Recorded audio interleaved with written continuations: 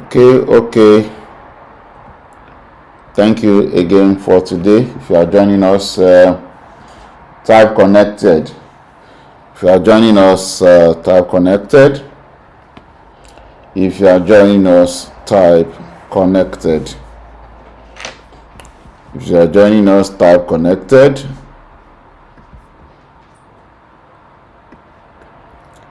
If you are just joining, type connected. If you have connected, type connected. Let's see those who are connected. Let's see those who are connected. If you are connected, type connected. If you are connected, type connected. If you are connected, type connected. Let's see those who are connected.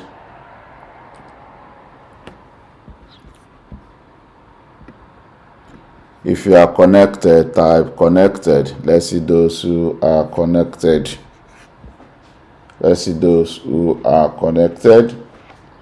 Type connected if you are connected. And welcome to another day. Welcome to day 19. Welcome to day 19. I hope it's going to be another good time for us to share together. So if you are connected, type connected. If you are not, type not connected. If you are connected, type connected. If you are not connected, type not connected. If you are not connected, type not connected. If you are connected, type connected. All right. Thank you all for joining. If you have joined us from the beginning, type 100%.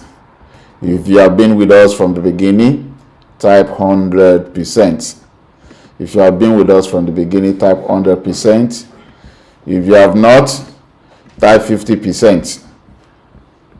If you are just joining or you join halfway, type 50%. If you are just joining us, type 100%. If you are just joining us, type 100%. Okay, good. So in day 19, we look at Jdbc. Day 18, we look at Jdbc. We look at Jdbc,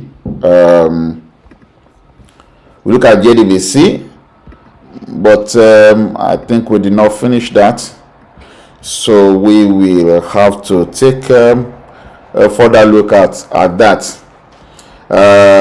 We also look at, we did some SQL queries, how to connect to database. How to connect to database, we look at that. How to fetch from database, we look at what we call the where clause. We look at where clause, we look at a group clause, group by clause. I think, let me show us back here. So we look at where clause. We look at how to select, from where clause. Yes, I think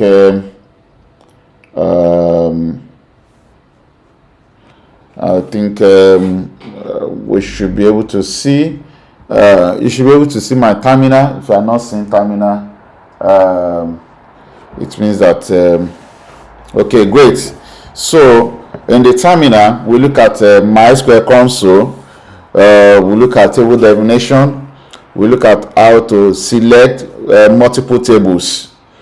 For example, we're trying to select from address table and the student table.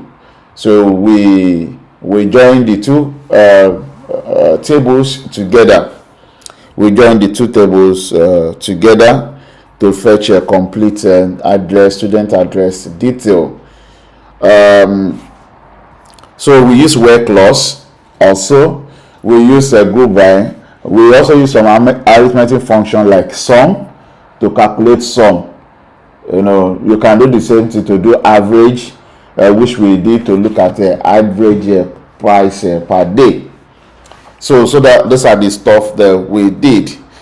Today I want us to move to a way of handling this better. So first we look at our design structure. Let's quickly complete the code that we have. Let's complete the code that we have here. In our service class, we only write code for creating students, right? What about finding a particular student? Okay, we have a code to find all students.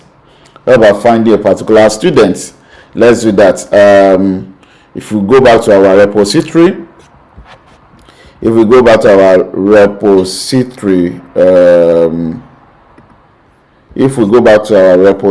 we have student repository. So I'll just go back to the code so that we can see student repository.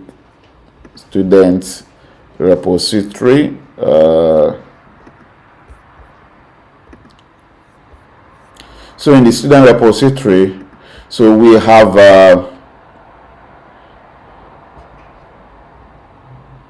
in the student repository we have different methods. We have different records. We have add students. We also look at find by ID. Okay, we've implemented that. We have find about delete and update. We have not done that. So how do we update from here? We want to update address, so we just write a code to undo that. Maybe you should do that as an assignment. How do you delete a student? From here we should define a query, string SQL, and then this SQL we put our delete query there.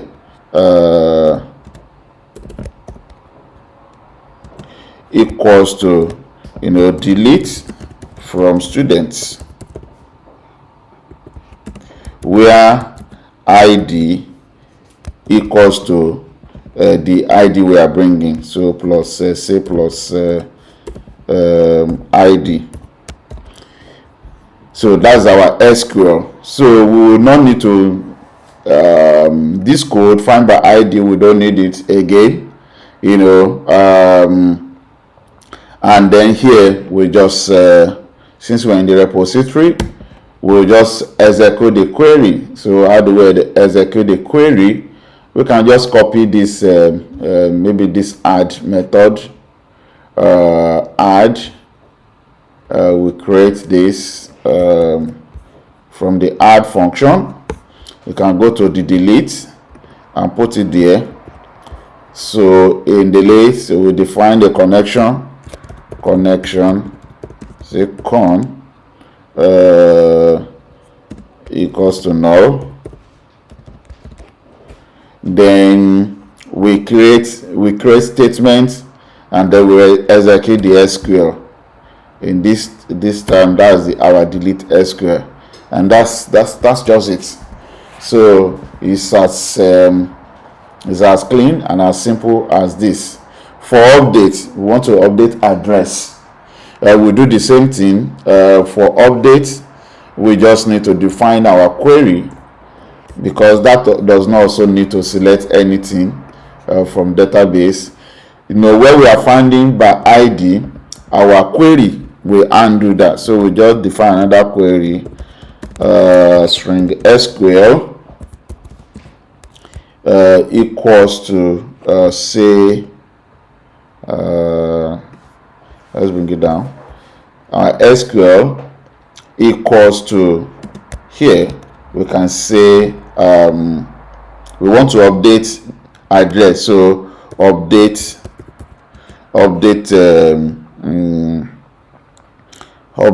address, where update address, then we need to what field. So when you are doing updates, we use what we call set. We use set. Okay, set, then followed by the fields that you want to set. Here we just want to update the street, so we can say set street equals to the street.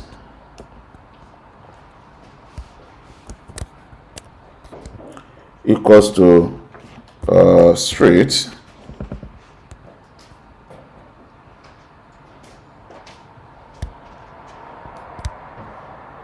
Street plus street, where street set equals to this, where in the address table we only have the address ID, isn't it? We only have address ID, but we don't have student ID. So what do we do is that we need to select the ID from the student table. So we can say where ID equals to what is the ID. You know, what is the ID? I think this should take us to we can have what I call an internal query. You can have internal query. So instead of us to do two query, first we can, just like we have the find by ID, we have find by ID, find by ID.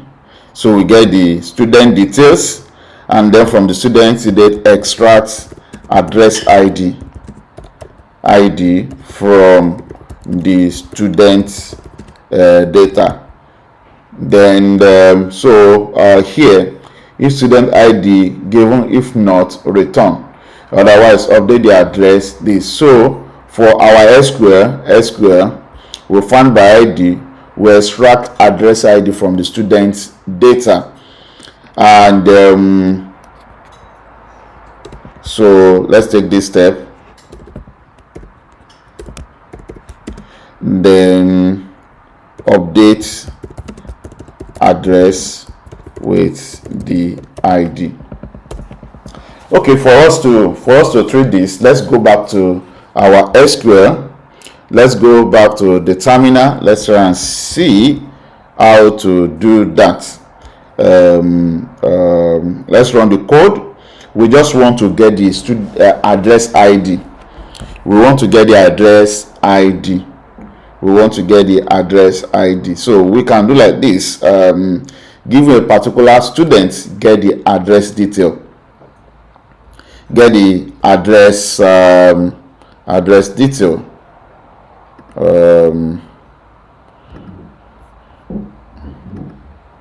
Get the address detail. This class is just supposed to run for just an hour, so I need you to be attentive and participate. Like the video as you are watching. Okay, so we have this. Let's go back to our terminal. So giving a student ID, you know that we can say, okay, select ID,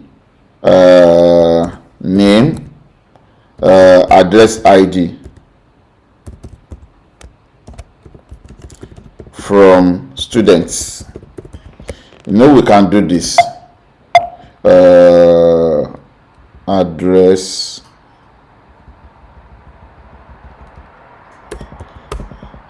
ID from student. Now we can just run this query. We run this query, we get the student name and the address ID. However, given student ID,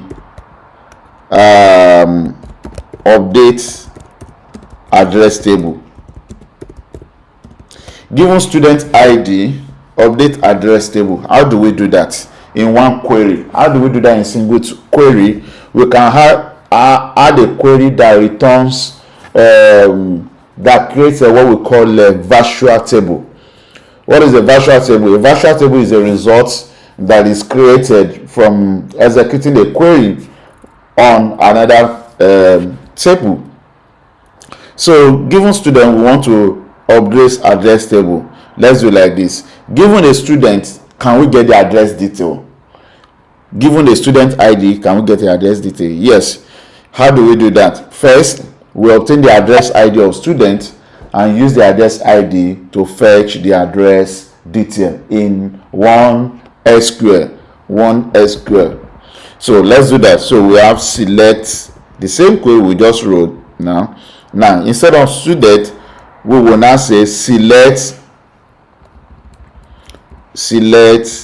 ID, say street, city, from address, from addresses, where ID in, we use the in clause, where ID in, then we'll now do select ID, select where ID equals to select address ID from students, where ID equals to say 1.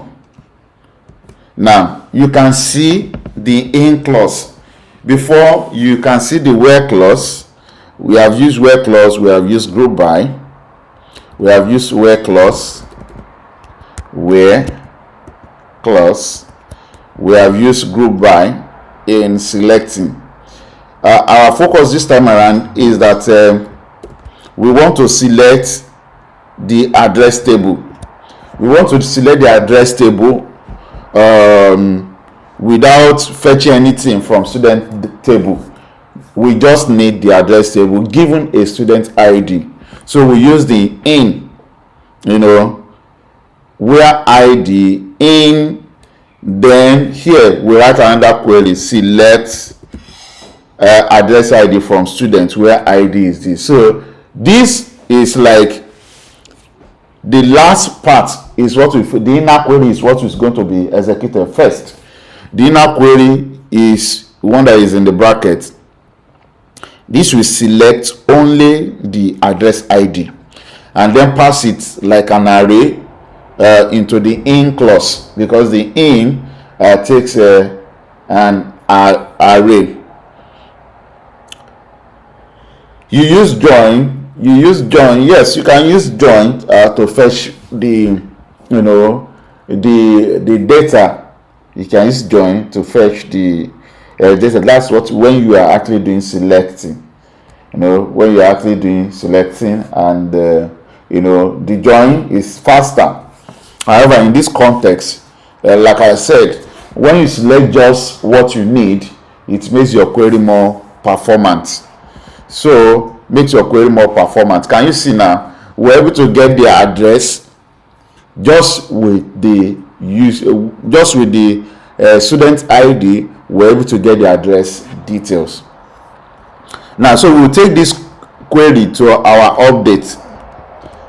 Let's go back to our Java code. And use the query that we just created.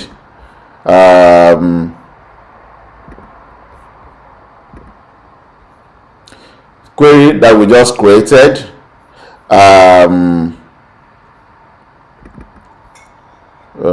Code. So we'll go back here and update.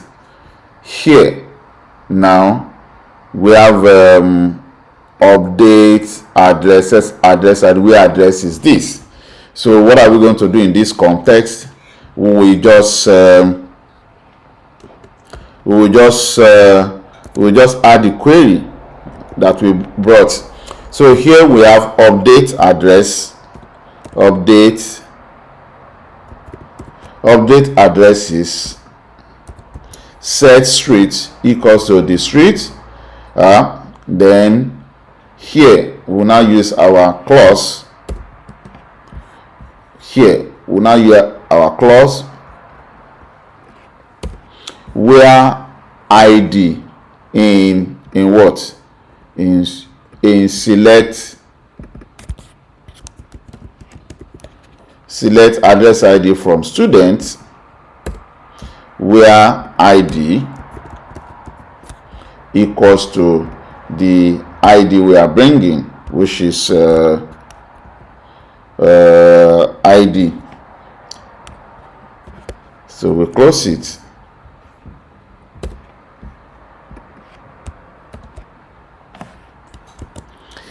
Then so we close it. Here you can see update address is set address equals to the address, where id in we add the select address id from students. So which means the one in the in clause will first to be executed. It will get the id address id and pass the address id to where id the outer clause. So that's about that. But you know that if you look at it, one of the downsides to statements is that, one, I said that statements every time are compiled at the database end. Statements are compiled. Now, besides that, the parameters, the values that we are passing, you have to do a string concatenation, which makes it not too easy. You see, as I'm adding apostrophe, adding the semicolon, adding everything to join together. But we can make it easier. Yes, another thing that I said is that this could also lead to what we call SQL injection, which means that anything can be passed from the front end, and the create statement, the statement will just execute it like that. So that is how some people can add additional SQL, that you have not written, and just as a value. The other way will execute it, and they can use it to at least sniff the content, of your database. So that said, another trick is to make use of prepared statement. With prepared statement is like creating a function of query and then pass parameter to it. It then helps you to understand and separate argument or parameter to the actual SQL query. So we'll do that. Let's take a look at our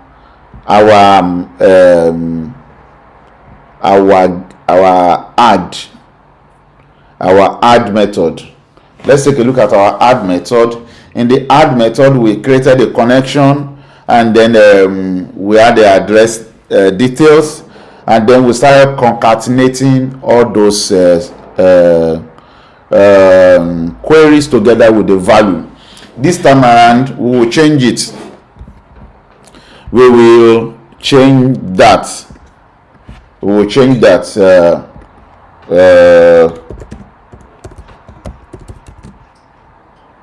We will change that to prepared statements. We will change that to prepared statement. We will change that to prepared statement. So how do we do that? So instead of saying create statement, we will use what? We will use prepare statement. We will pass our arguments, and where the values are needed, we will pass question mark to it.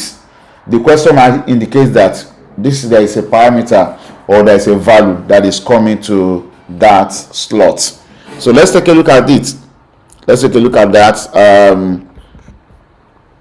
We'll have a prepared statement. So here in our line 35,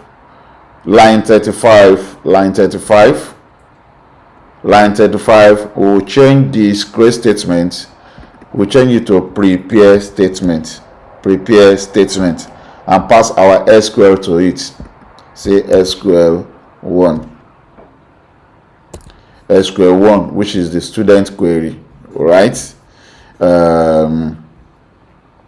Instead of that, let me just do the say student SQL. So student SQL, I'll pass it here, right? Now in the student SQL, look at it. We have insert into student. Oh, that's actually query 2. Query 2. Query 1 will be address SQL. So we have address SQL, which should be our query 1. Address SQL. Query 2, student SQL. Student SQL. So here, let's look at it. Insert into student. The first one, insert into addresses. We have ID, street name, state, then values. How many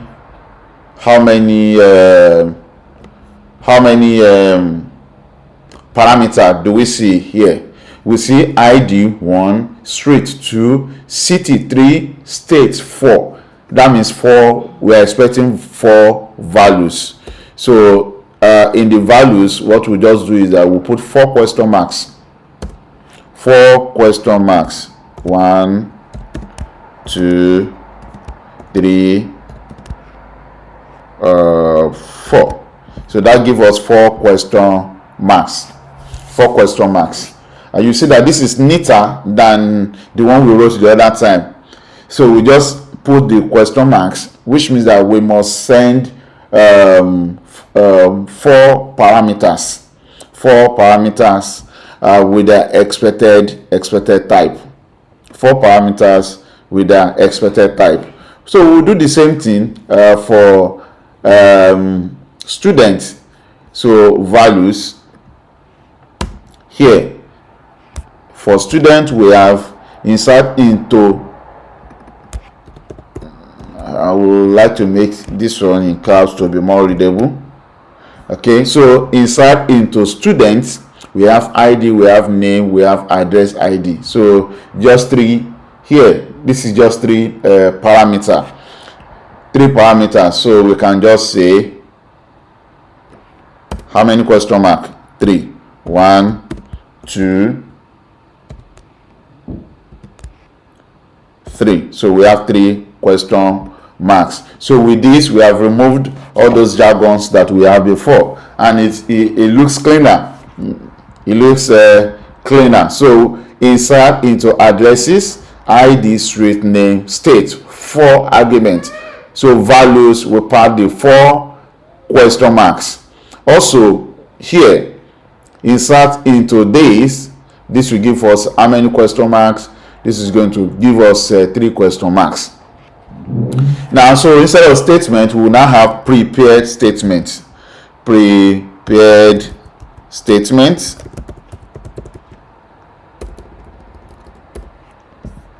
Prepared statement equals to prepared statements. Prepared statements.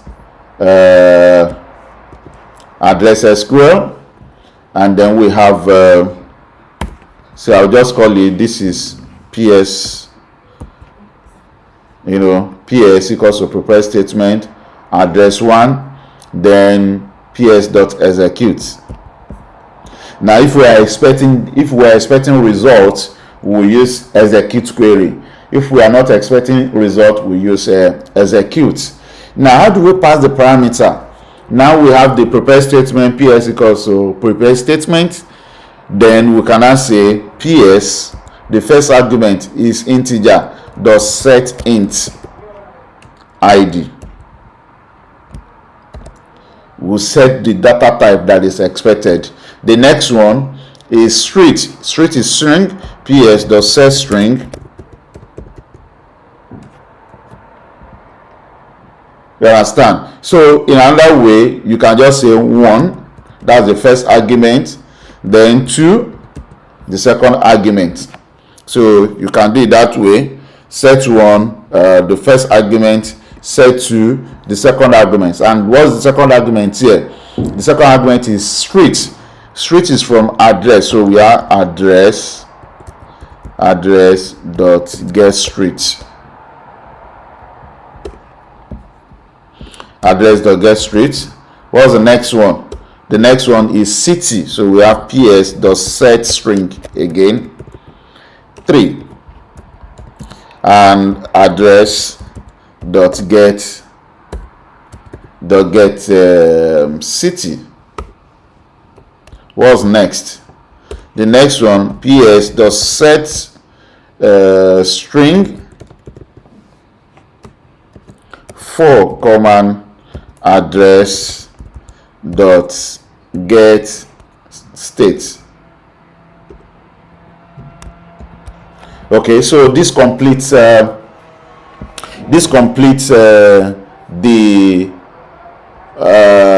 executing the address information. Next, we can reuse the ps again and say ps.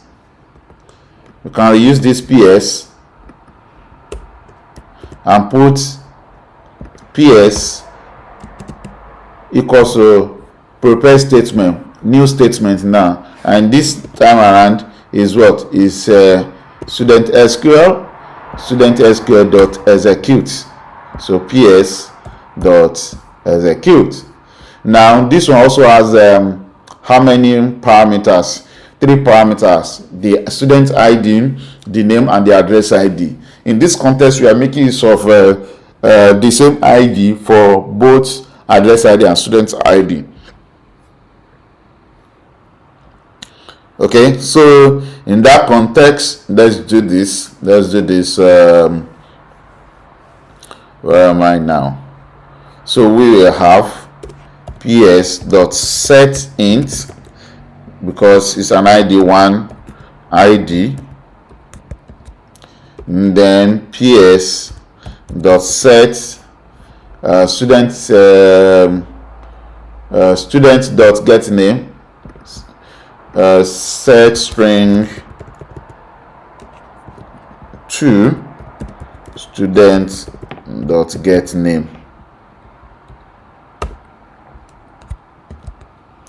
and then ps dot set id, set int 3, that's the third argument. You see the same id. So, and that is it. You can see that this code is neater than the one we wrote in day 18 using create statement.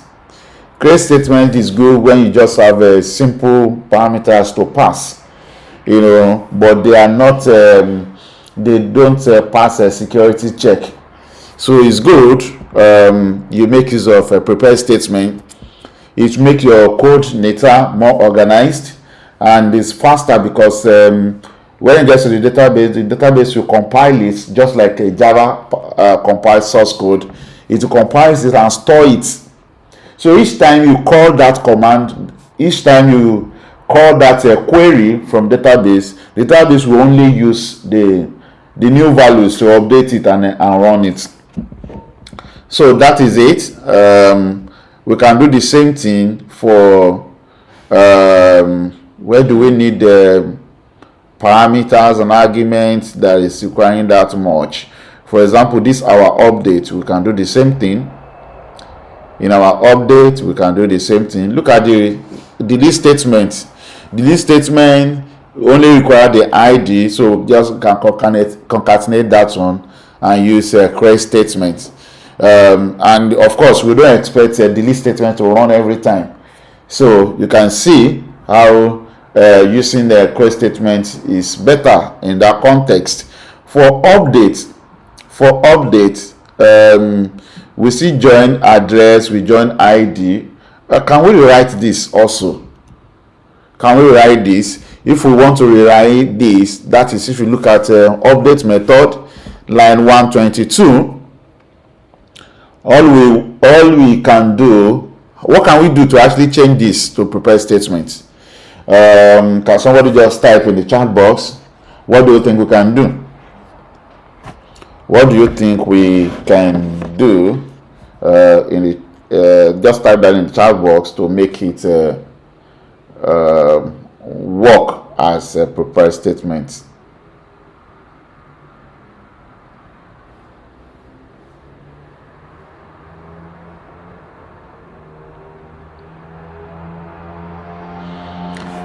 What can we do?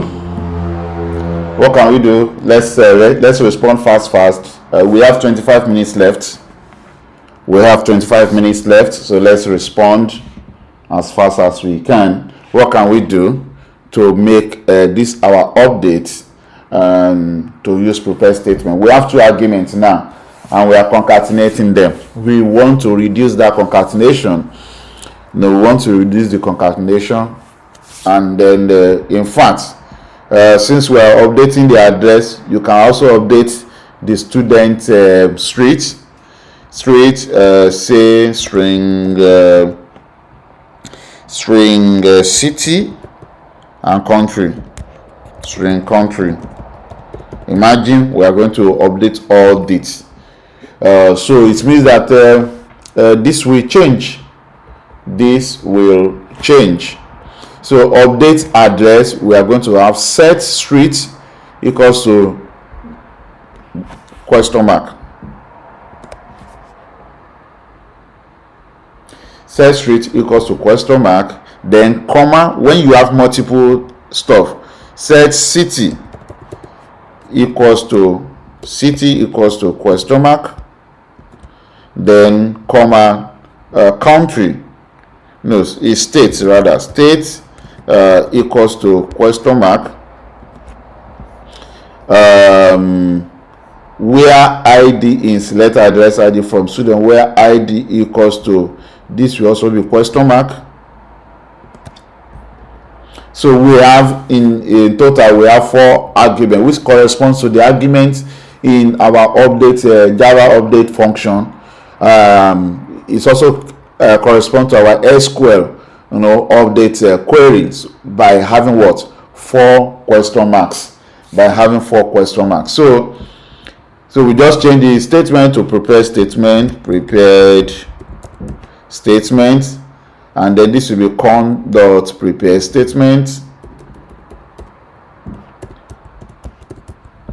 and then con.prepare statement, and then we have an SQL for our query that we need to pass, or call it update SQL, update underscore SQL, update SQL. So we have update SQL prepare statement, and then so here I'll just call it prepare statement PS, and we'll say PS dot execute.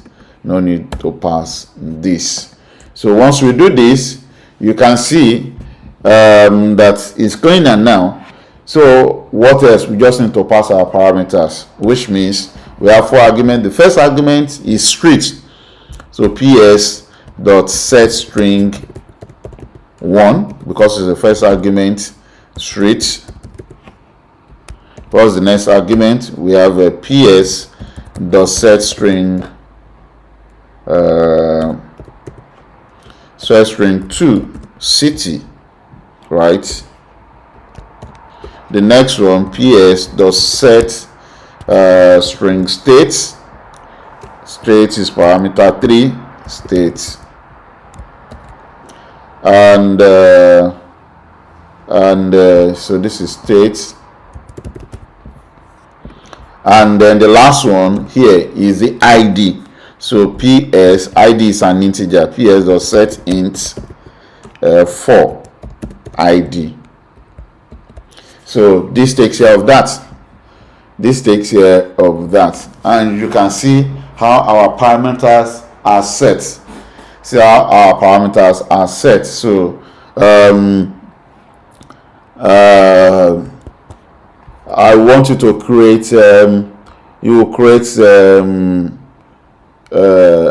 department repository.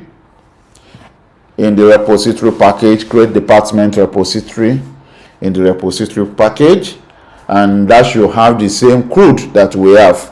for updates, for delete, for adding of departments. I need you to practice that and do that and push it to your branch. I'll take a look at that tomorrow evening. So we need to just for this to work, we need to have our prepare statements imported. Prepare statements, so import java.sql.prepared statements. So we just import that. We just import this and run. So that is it. That's about using the prepared statement. That's using prepared statement. So this is better, this is neater. This is better and this is neater. So having said that, we can run this, we can create statement. If you go to our app, we can run it like we have run before. So we move on in our structure of this. Now currently what we have now, we're able to fetch the student data, right? We're able to fetch the student data, and we're able to update. I think we should have a method like here in the app. We have a method to create students and print students, isn't it? Let me see, student service, and we have app.create students. After that we'll print students. Okay, so here in our create student service, because we already have some IDs that are existing, I'm going to do something as to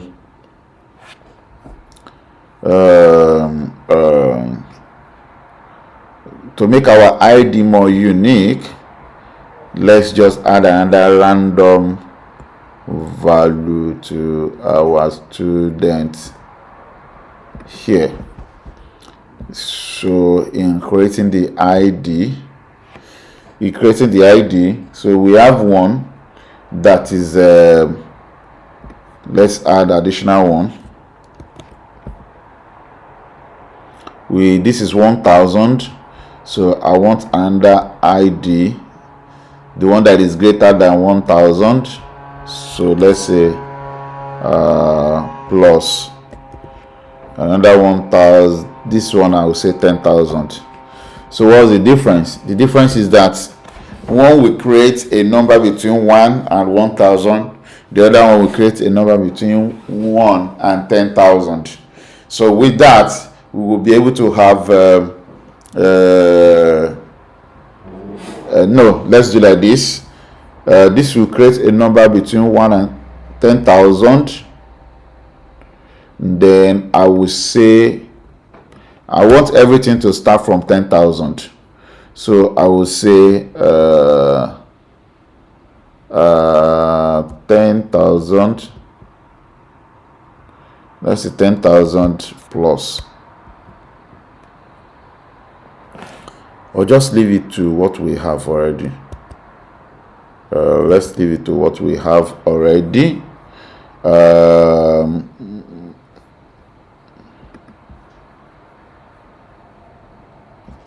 Let's leave it to what we have like this. Okay, so that's that. So there is something else I want to show us, is that now that we have been able to push data to database, fetch data from database. What else? What else can we do? Then we look at how do we bring this one to other system to be able to use. For example, we can have a mobile application that want to interact with the database. The mobile app is on the phone, so it cannot fetch the data that is on the server directly. So because of that, a way for external application to connect to our current application and work with the data we have is called exporting what we call API. API means application programming interface. API application programming interface. So most times if you work as backend and things like that, they may say you have to, do you create API? How do you create API and things like that? Because oftentimes in real life you'll be working in an environment where front end is separated from back end. Currently we are running on console, so our console is like our front end. Now let's say our front end now is mobile or web, and in most enterprise environment you have web. So you, in your team, you may be having web developers who are specialized in front end, and yours is to create back end. And you may find yourself in a role where they say they want a full stack, which is what we are preparing ourselves for. For a full stack, it means that you know front end, you know back end. Yeah, you may not know the two 100%, but you should be strong at either. In fact, most times when they ask for full stack, it means that you should have at least 90% front and back end experience, 80% or 70% front end. So that is it. So we're going to look at our application interface. Now, for the application interface, application can be exposed to other applications, to other front end in different way. And one of the different way is what we call SOAP. SOAP. SOAP is called Simple Object Access Protocol.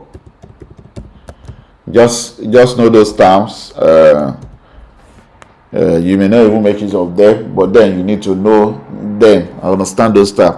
In SOAP, Simple Object Access Protocol, the server that we are creating must create a service, and that service will create a resource.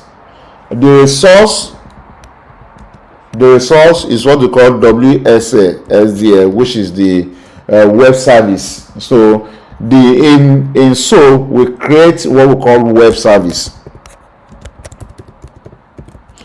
Do you understand? So we have an API, and the API creates what we call a web service, and the output of the web service generates WSDL, that is web service description language, and then the WSDL now creates what we call an XML document. XML means hypertext markup language.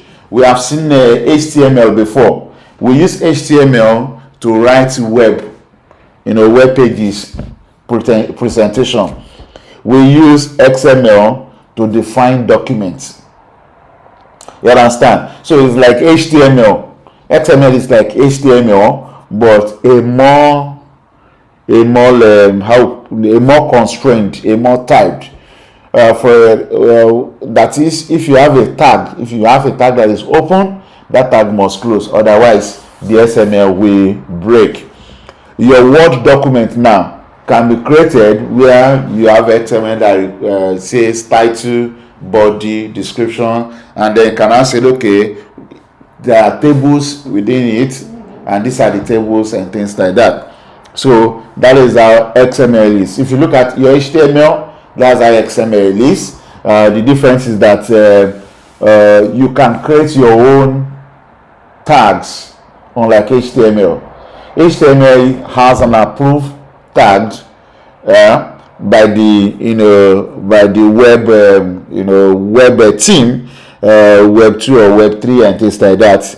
So they define which tag, so that any browser can implement those tags. Do you understand? So for common rendering. However, for XML, you can have your own address tag, You can have your own name tag. You can have a product tag. You can create anything called tag. You can create anything called tag. That is the beauty of XML. Then there is another way of bringing that our service to the public. That another way is called REST. REST means representational state. Representational state. I hope I got it. Representational state. So what is REST? REST means representational state. What it simply means that every resource is created in such a way that it aligns with the verb of how the resource is created. That is number one. Number two is that the state of the resource is persisted, which means that when we say the state, it means that if you create a resource, the resource could have a state called created. The resource can have a state called not found. The resource can have a state called updating. The resource can have a state called busy. So that's different state. So which means for every resource that you are trying to get from the server can be represented in different states. So that is what REST means. So you have REST, representational state, and then instead of web service, we have what we call RESTful services. So the server at the server end will create RESTful services. So REST is one of the trendy words in the IT or programming, software engineering industry today, because it is easier, it is clearer, and a lot of it is machine independent, just like SML. Actually, it is machine independent in the sense that, for example, Microsoft Word cannot be read directly on a MacBook without having Microsoft Word version for MacBook there. So because of that, exchanging documents, is difficult. In those days, in those early days, one of the things that gave Android phones advantage is that regardless of the provider or manufacturer, you can buy an Android phone and buy a charger from different company and it works. However, you cannot buy different charger from another vendor and use it on iPhone. It will not work. I understand the latest iPhone now, you should be able to do that. So yes, that's the latest. Two then is that from Android you can share file, you can share film, you can share images with another phone that has Android app. But then the same app that you have built and you installed on iPhone cannot share files outside the iPhone. But today you can do things like that. So RESTful is more acceptable. So what kind of document do we generate with REST? It generates what we call a JSON file. JSON means, we have seen JSON when we are doing Java, right? I mean JavaScript. JSON means JavaScript. I think JavaScript object notation. JavaScript object notation. So that is about JSON. So you have RESTful services. So most of the web that you will do, you'll be connecting to a backend that produces JSON content, for you. And for REST, we can do CRUD operations, like CRUD operation. Now, in CRUD operation in REST, this translates to it has a verb. We have like post, we have put, we have get, which is the most common, we have delete, we have head, what else, we can find the rest. So these are some of the verbs that you will do. For example, from front end, you can send a post command. When you send a post command, it sends the data to be created. It means that record needs to be created. Anything that is sent with post command from front end needs to do what? Needs to be created. For example, when we send a post command from our web page, it will connect to our backend and call maybe from the app service, and the app service will send it to the backend, the database repository service. The put is to update. The put we call our update method, because put is for update. It updates a resource. Post create a result, put update a result. Get fetches content. Like if you send a get request, you will connect to our backend and execute our find all or find by ID, depending on what we send for that. And then delete something. Head just get information about the document without fetching the document. That's what head does. So that's about REST and CRUD. The other ways also that we can also integrate, we also have what we call queues or MQ. MQ means message queue. Message queue. You can get that from our event-driven programming. So here messages are sent or retrieved. So, and to do that, we do what we call subscription. You subscribe to a channel so that you can start with receiving something. You subscribe to receive, or you create a queue or topic. A queue or topic. So every message you post goes to that, and all your subscribers get to the topic and get it. So those are the stuff that we'll be taking a look at for our API. So I've talked about SOAP, I've talked about REST, I've talked about MQ. So in our next class, we'll look at how to create services, especially RESTful services using a Spring Boot. But before we leave, where we are going to start from is that backend is structured this way. Backend is structured this way. We have what we call configuration or config. Then we have repository. Then we have what we call services. Then we have controllers. Now, so and this is how our app is going to be structured. The configuration is where you set up whatever thing that will make the application work. What you need to initialize first, maybe like database connection,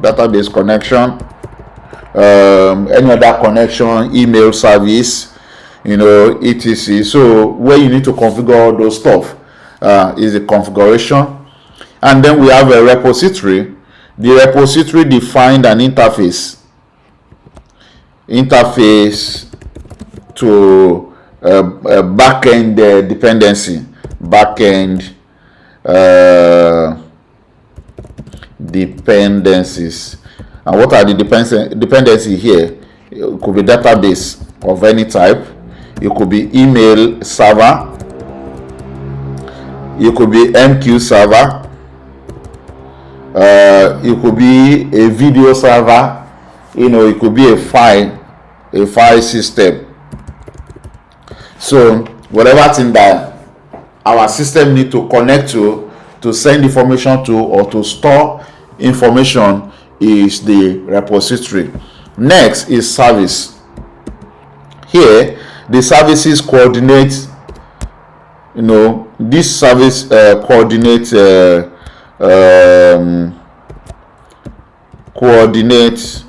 data that needs to be sent to or from backend servers.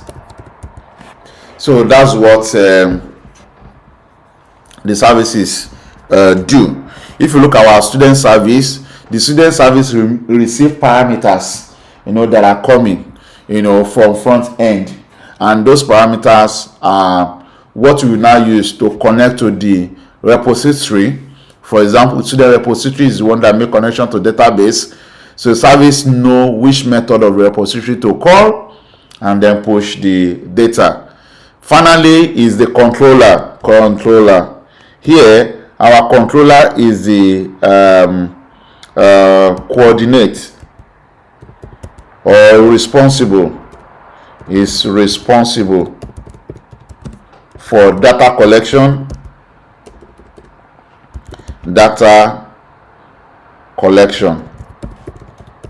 or from front end and pass to back end, pass to the services to and fro. So we have the services now. So if you look at this whole structure, we have the controllers. Controllers is the one that actually expose the actual content that the front end is going to connect to.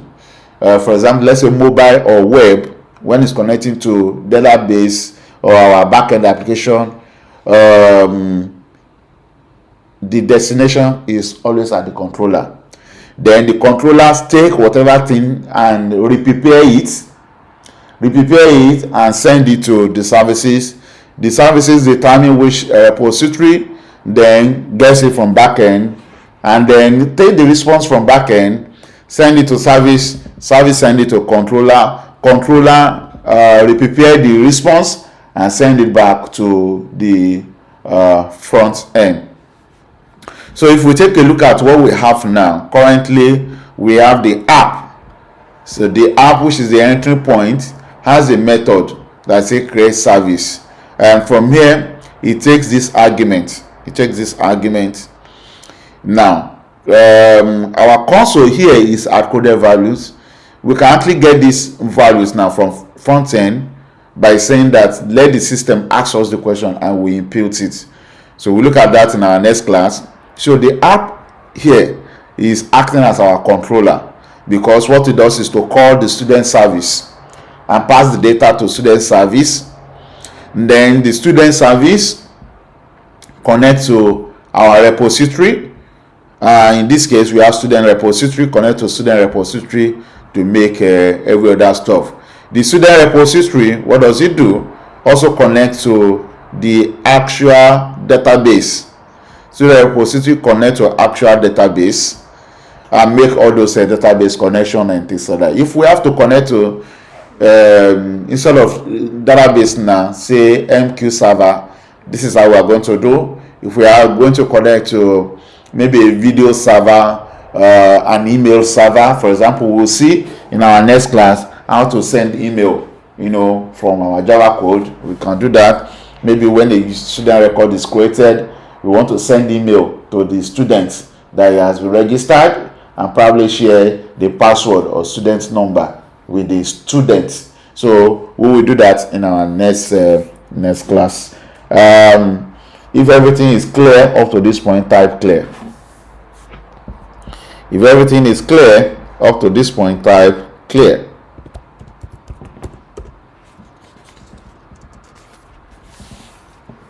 If everything is clear up to this point, type clear.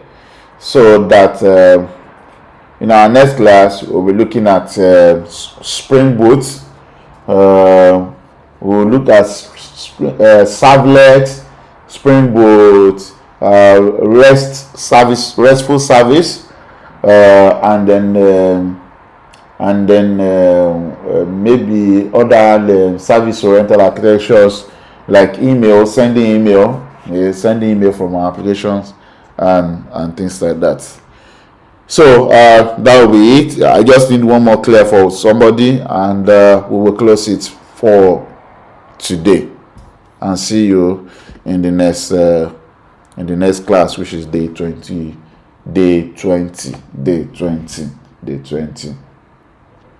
So for our day 20, we'll probably have 2 sessions, because we can't cover the RESTful, because that is where we are finalizing the back end. So we need to do 2 sessions at least, if not 3, for our day 20. So thank you so much. Thank you, and see you in day 20.